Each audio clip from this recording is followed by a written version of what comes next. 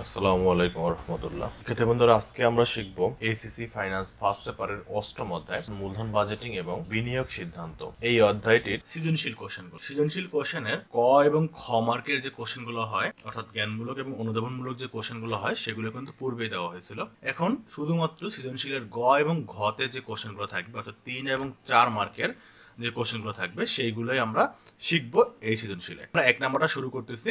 1 number, একটা প্রকল্পের প্রাথমিক ব্যয় 15,000 টাকা, পরবর্তী 5 বছর প্রতি বছর 4,000 টাকা করে মুনাফা পাবে। প্রকল্পের সুযোগ ব্যয় 10%। এই চ্যাপ্টারের উদ্দীপকগুলো অনেক ছোট থাকে এবং ইজি থাকে, এবং এগুলো একদম ম্যাথমেটিক্যালি যদি তুমি ফর্মুলা ইউজ করো, ফর্মুলা ইউজ করলে কিন্তু করতে পারবা। দেখো এখানে কি বলছে, প্রাথমিক ব্যয়। প্রাথমিক ব্যয়টাকে আমরা এনসিও বা সিএফ 0 নামে প্রকাশ করে থাকি, এবং এরপরে বছর আছে, এটা এন 5 বছর। এরপর বলছে প্রতি বছর, প্রতি বছর মানে আমরা জানি এনুইটি বা কিস্তি নামে জানি, ঠিক আছে। তাহলে এখানে এনুইটি সূত্র হবে মুনাফা পাওয়া যাবে, তাই না? তো টাকা যে টাকাটা হবে সেটা এনুইটি সূত্র হবে, কারণ কি নিট বর্তমান মূল্য বের করতে বলছে।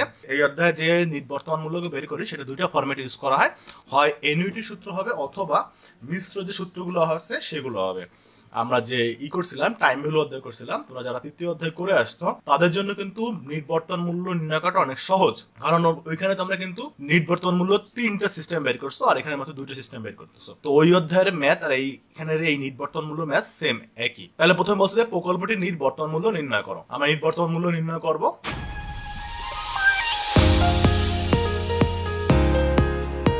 তো দেখো লেখা আছে প্রকল্পটি নিট বর্তমান মূল্য নির্ণয় করা হলো। প্রথমে আমরা দেওয়া আছে নিচে লিখবো, হ্যাঁ, এই কথাগুলো আগে লিখবে নিচে, তারপরে সূত্রে যাব। দেখো লেখা আছে নগদ আন্তঃপ্রবাহ। নগদ আন্তঃপ্রবাহ মানে প্রতি বছর যেটা আসছে ওইটাই নগদ আন্তঃপ্রবাহ। এটাকে আমরা সিএফ দিছে, আর তবে সিএফটি দিলে সুন্দর হয়। এটা শুধু সিএফ না, এটাকে সিএফটি নামে দিবা, ঠিক আছে। এখানে এক্সট্রা ভাবে কি লিখবা, সিএফটি ছোট করে টি দিয়ে দিবা, হ্যাঁ। সিএফটি কত, 4,000 টাকা। আমরা নর্মালি কিন্তু এটাকে এ দ্বারা প্রকাশ করতাম যখন টাইম ভ্যালু অঙ্ক করি, কিন্তু এখন তো এবার দ্বারা প্রকাশ করা যাবে না, এটাকে সিএফটি দ্বারা প্রকাশ করতে হবে। কোনটা, 4,000 টাকা, প্রতি বছর যেটা পাওয়া গেছে। এন কত, এন ছিল 5, তাহলে এন হলো 5।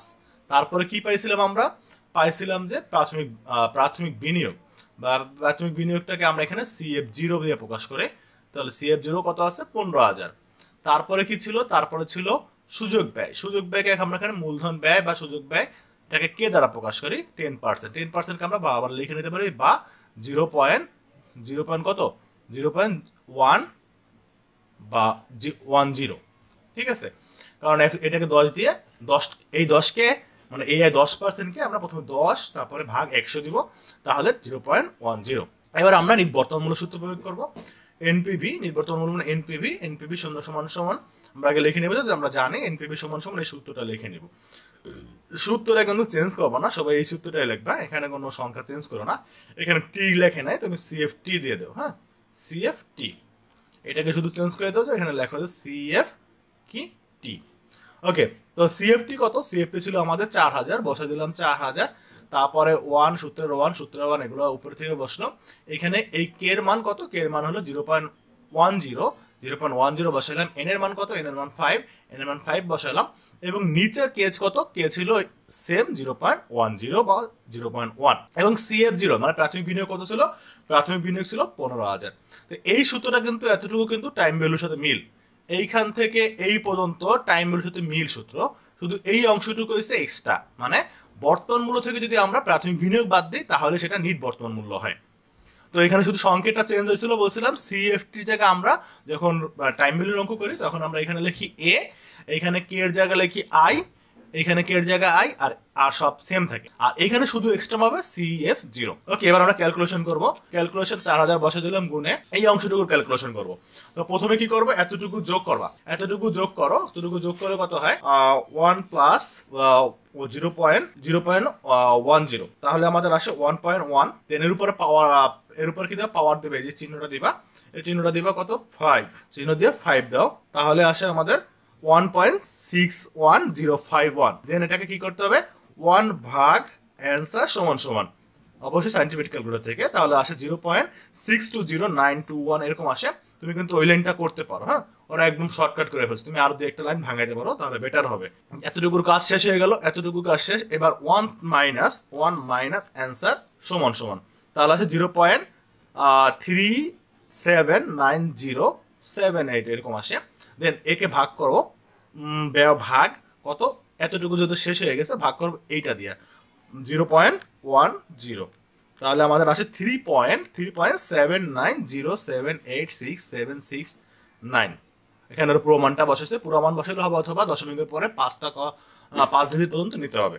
ওকে, দেন মাইনাস 15,000 যেটা ছিল, দেন এটার সাথে এটা গুণ করো, গুণ কত ছিল 4,000, তাহলে এতটুকু গুণ করলে হয় আমাদের 15,163.14,708। তাহলে মানটাও লিখে নিব। দেন মাইনাস এখান থেকে কত, মাইনাস 15,000, তাহলে আসে 163.147 আছে, তাহলে 3 নাম্বার করে 7 আছে, তার মানে 5 দিব আমরা 163.15 টাকা প্রায় লিখে দেবো। হ্যাঁ, দশমিকের পর 3 নাম্বার কলামে যদি 5 থেকে 9 থাকে তাহলে 1 যোগ করতে 2 নাম্বার কলাম, 2 নাম্বার ডিজিট, তাহলে আমরা নির্বর্তমান মূল্য পেয়ে গেলাম। এবার ঘ নাম্বার কোশ্চেনে বলছে যে উপযুক্ত প্রকল্পটিতে বিনিয়োগ করা উচিত হবে কি, আইআরআর এর মাধ্যমে ব্যাখ্যা করতে বলছে। তাহলে আমাদের এখানে আইআরআর এর মাধ্যমে বের করতে হবে। আইআরআর এর মাধ্যমে দেখতে হবে যে এই প্রকল্পে বিনিয়োগ করা ঠিক হবে কিনা। আইআরআর থেকে যে সুদের হার বা আয়ের হার বের হবে, সেই আয়ের হার যদি প্রকল্প ব্যয়ের যে বেশি হয় তাহলে অবশ্যই আমাদের এইখানে বিনিয়োগ করা উচিত হবে। তো আইআরআর জন্য কোনো নতুন সূত্র দেওয়া থাকে না, মানে নতুন কোনো উদ্দীপক দেওয়া থাকে না। আইআর জন্য নতুন কোনো উদ্দীপক দেওয়া থাকে না। তোমাকে কি করতে হবে, এই যে টাইম ভ্যালু একটা বের করছো, আর একটা টাইম ভ্যালু বের করতে হবে। মানে আইআরআর করার জন্য আমরা জানি কি যে দুইটা এনপিভির মান লাগবে, একটা ধনাত্মক একটা ঋণাত্মক। তাহলে এখানে ধনাত্মক মান আসছে, এরপরটা ঋণাত্মক বের করতে হবে। তো ঋণাত্মক মান বের করার একটা টেকনিক কিন্তু আমরা বলছিলাম, সেটা কি, এই যে মানটা আছে এই মানটাকে প্রাথমিক বিনিয়োগ দিয়ে ভাগ দিবা। যেমন কত আসছে, এটা 163, মানে কত পার্সেন্ট তুমি বাড়াবা, সুযোগ ব্যয়ের পরিমাণ বা মূলধন ব্যয় কত পার্সেন্ট বাড়াবা বা কমাবা, এটা নির্ণয় করার একটা ফর্মেট বলছিলাম। যে 163 যেটা আসছে এটাকে দিয়ে ভাগ দাও 15,000, 15,000 কোনটা, প্রাথমিক বিনিয়োগ, 15,000 ভাগ দাও, তাহলে কত আসে 0.011 এরকম আসে। দেন এটাকে গুণ দাও 100 দিয়ে, তাহলে হয় তোমার 1.08%, মানে 2% আসে। তাহলে 2%, হ্যাঁ 2% আছে, তাহলে মানে 2% যদি তুমি বাড়াও এটাকে, তাহলে এইটার মান অবশ্যই মাইনাসে আসবে। ঠিক আছে, আর যদি এখানে 2% নাই 4%-এর বেশি আসতো, তাহলে আমরা বলছিলাম যে মিনিমাম 4%-এর বেশি আসলে আমরা 2 দিয়ে ভাগ দিয়ে কমায় নেব বলছিলাম। আমরা আইআরআর এর অঙ্কের মধ্যে কিন্তু টেকনিকগুলো বলছিলাম। হ্যাঁ, তো এখানে আমরা কি করলাম, দেখলাম 1.08 মানে প্রায় 2% যদি বাড়ানো হয় তাহলে এটা হবে, ধনাত্মক হবে। তো এখানে দেখো 2% কিন্তু বাড়াইছে। কেমনে বের করছে, আবারও বলি, এইটাকে যে নির্বর্তমান মূল্য যেটা ছিল এটা থেকে তুমি কি করবা, 15,000-কে ভাগ দিবা, মানে প্রাথমিক বিনিয়োগকে ভাগ দিবা, তাহলে 1.something আসে, তুমি বাড়াই দেবা বেশি করে, কারণ কোনো সমস্যা নাই। তুমি 3% বাড়ালো সমস্যা নাই, তাও মাইনাস ফিগারই আসবে। এমন না এই অ্যান্সার কারোর সাথে মিলে যাবে 100%, এমন কিন্তু না। এনপিপির মান মিলে, বাট আইআরআর এর মান মিলে না, মানে একজনের সাথে আরেকজনটা মিলবে না। তো দেখো কি লিখছে, 10% মূলধন ব্যয় নির্বর্তমান মূল্য ধনাত্মক, তাই এমন একটি মূলধন ব্যয়ের হার ধরতে হবে যাতে নির্বর্তমান মূল্য কি আসে, ঋণাত্মক আসে, মানে মাইনাস ফিগারে আসে। ধরি মূলধন ব্যয় বা সুযোগ ব্যয় কে সমান সমান 12%। তাহলে এবার আমরা একটা এনপিভি বের করবো। সব মানগুলো দেখো আগে যেমন ছিল সূত্র, সব সেম সূত্র। এখন কি করছে, শুধুমাত্র এই যে কে আছে এই কে এর মানটা চেঞ্জ করে দিছে। এর মান কত ধরছে, 12 ধরছে, 12%, তার মানে 12% মানে 12/100, তার মানে 0.12 এই মানটা হয়। তাহলে এটাকে তুমি এখানে বসা দিলা, এই কে এর মান এখানেও বসাইলা, এন টেন যা ছিল সব আগের মতনই হবে। এবার কি করবে, এতটুকু যোগ করো, এতটুকু যোগ করলে কত আসে, 1.12 আসে। দেন তুমি কি করবা, পাওয়ার দিবা 5, পাওয়ার মানে এই চিহ্নটা দিবা 5 দাও 5, তাহলে কত আসে, তাহলে আসে 1.7623 এরকম আসে। দেন 1 উপরের 1, এই যে উপরে যে মানটা ছিল এটা দিয়ে ভাগ দিবা, 1 ভাগ অ্যান্সার সমান সমান, তাহলে 0.5674 এরকম আসে। দেন এতটুকু কাজ শেষ। এবার 1 মাইনাস অ্যান্সার সমান সমান, তাহলে 0.432 এরকম আসে, আর কিছু ডিজিট আসে। দেন এটাকে ভাগ দাও কত দিয়ে, এই নিচের মানটা দিয়ে, যেহেতু এতটুকু কাজ শেষ, এতটুকু মান ভাগ দাও, তাহলে ভাগ 0.12, তাহলে আসে 3.6047762002, একদম সেম মানটাই আসে। হ্যাঁ, একদম সেম মানটাই। দেন এর সাথে 4,000 গুণ করে দাও, গুণ 4,000, তাহলে আসে 14,419.10 সামথিং আসে। তুমি দশমিকের মান নিবা, অবশ্যই এখানে দশমিক লেখে নাই, দশমিকের মান নিবা। দেন সেখান থেকে মাইনাস করো 15,000, তাহলে আসে মাইনাসে 580.8951 এরকম আসে। হ্যাঁ, তো তুমি সেই পুরো মানটাই লিখবা, পুরো মান মানের এইটার পরে দশমিক দিয়ে 2টা ডিজিট লিখে দিবা। তার মানে কি এটাই আসছে ধনাত্মক আছে। দেখো আগেরটা ঋণাত্মক ছিল, আগেরটা ধনাত্মক ছিল, এটা কিন্তু ঋণাত্মক আসছে। তাহলে একটা প্লাস একটা মাইনাস কিন্তু হইলো। হ্যাঁ, তাহলে আমাদের দরকার ছিল একটা প্লাস মান একটা মাইনাস মান, তাহলে আমরা আইআরআর করতে পারবো। তাই আমরা দুইটা এনপিভি বের করে ফেললাম, একটা গতে ছিল দেওয়া। এবার আইআরআর সূত্র যাও। আইআরআর সূত্র কি ছিল? এলআর। এলআর মানে কোনটা?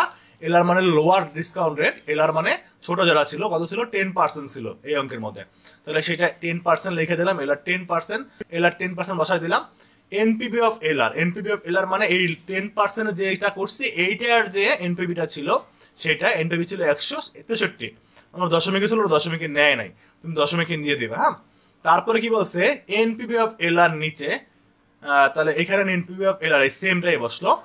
তারপরে এই সূত্রের মাইনাস, এটা সূত্রের মাইনাস। তারপরে এনপিভি অফ এইচআর। এখন এইচআর মানে কোনটা? এইচআর মানে higher discount rate. Higher discount rate হলো যেটা 12% নিচ্ছে আমরা, বড় মানটা, সেটা হলো এই যে 12% লিখে দিলাম। দ্বিতীয় যে ম্যাটটা করছে এইখানে নিচ্ছে। তাহলে 12% যে এনপিভিটা ছিল সেই এনপিভিটা দেখাইতে হবে, ওইটার নাম হলো এনপিভি অফ এইচআর। তো এটার মান আমরা নিই, এটার মান ছিল কত? মাইনাসে 581। এখানে ব্র্যাকেট দিছে, ব্র্যাকেটের মধ্যে মাইনাস বসে দিবা। হ্যাঁ, তুমি এভাবে লিখবা ব্র্যাকেট, তারপরে মাইনাস 581। মাইনাস না দিয়ে কিন্তু লিখবা না। হ্যাঁ, খালি ব্র্যাকেট দিলে হবে না। অ্যাকাউন্টিং এ ব্র্যাকেট মানে মাইনাস বোঝায়, ফিনান্সে কিন্তু মাইনাস বোঝালে শুধু ব্র্যাকেট দিলে হবে না, অবশ্যই মাইনাস চিহ্ন দিতে হবে। তাহলে এখন মাইনাস 581 লিখছে। হ্যাঁ, দেন কি বলছে? গুণ ছিল গুণ, এই গুণ চিহ্ন। এবার এইচআর মাইনাস এলআর। এইচআর মানে হায়ার রেট, হায়ার মানে 0.12 আর লোয়ার কত? 0.10। এবার কি করবা? এবার এতটুকু কাজ করবা, নিচেরটুকু দেখো মাইনাসে মাইনাসে কি হবে? প্লাস হয়ে যাবে। তার মানে প্লাস বসাই দিছে এইটা, আর এটা সেম ছিল। ঠিক আছে, এখানে এটা কি করলো? 0.12 থেকে যদি 0.1 মাইনাস করো তাহলে 0.02 আসে, আর সব সেম আছে। এবার কি করবা? এবার এইটাকে তুমি যোগ করবা, এই দুটাকে যোগ করলে 774 হয়। 163 উপরে সেম ছিল। এবার 163 ভাগ 744, তাহলে আমাদের আসে 0.2190 এরকম মান আসে। এর সাথে গুণ দাও, গুণ দাও 0.02, তাহলে আসে যে মানটা আসবে সেটা আমরা শিফট চাপ দিয়ে ইএনজি দেবো যদি তোমার উপরে মাইনাসের একটা ই থাকে। হ্যাঁ, তাহলে আসে সেটা আসে 0.00438173 এরকম আসে। তো তোমাদের যদি এরকম না আসে, উপরে যদি মাইনাস ফিগার থাকে, তাহলে শিফট চাপ দিয়ে ইএনজি দিবা, আবারও শিফট দিয়ে ইএনজি, যতক্ষণ পর্যন্ত ওই মানে ক্যালকুলেটার পাশে যখন 00 না দেখাবে উপরের দিকে। হ্যাঁ, আর যেটা ইজিলি আসে সেটা তো কোনো কথাই নেই। দেন এটা বসাই দিলে, এরপর এটা মানে হলো এইটা, মানে এই যেটা আসছে এখানে দশমিকের পরে 4 ঘর নিয়েছে, তুমি 4 ঘর 5 ঘর নিলে এনাফ। হ্যাঁ, এর সাথে এটা যোগ করলে এটা হবে। এখন এটা কি করো? 100 দিয়ে গুণ করো, তাহলে 10.44%। তাহলে দেখো আমাদের এই অঙ্কের সুযোগ ব্যয় ছিল কত? মূল উদ্দীপকের সুযোগ ব্যয় ছিল কত? 10%। আর আইআরআর থেকে যে মান পাইছে আয়ের হার, সেটা কত? 10.44%। তার মানে এখানে 10% খরচ করলে কিন্তু আমাদের 10% বেশি লাভ হইতেছে। তার মানে এই প্রকল্পে বিনিয়োগ করা। তো দেখো বলছে কি প্রকল্পটি বিনিয়োগ করা উচিত, কারণ প্রকল্পের আন্ত আয় হার আইআরআর প্রকল্পের মূলধন ব্যয় সুযোগ ব্যয় থেকে বেশি। একদম সিম্পল কমেন্ট লিখছে এইটাই, যে সুযোগ ব্যয় যদি বেশি হইলে বা মূলধন ব্যয় যদি বেশি হইলে যদি আইআরআর বেশি হয়, তাহলে আইআরআর ওই প্রকল্পে বিনিয়োগ করাটা যোগ্য।